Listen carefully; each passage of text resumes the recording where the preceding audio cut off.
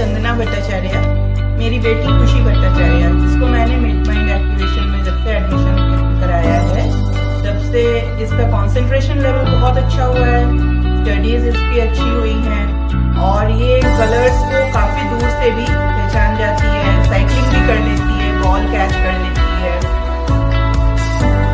और बहुत सारी चीजें हुई है।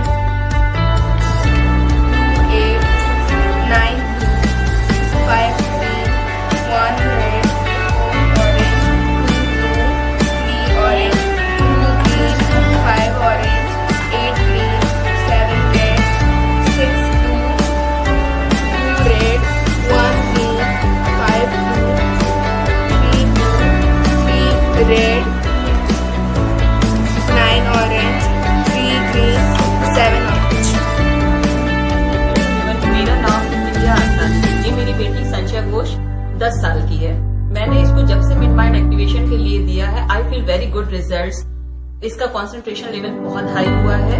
In studies she was good, but now she is giving the amazing results and she can tell the all colours with the blindfold. She can reading, she can catch the ball, she can cycling.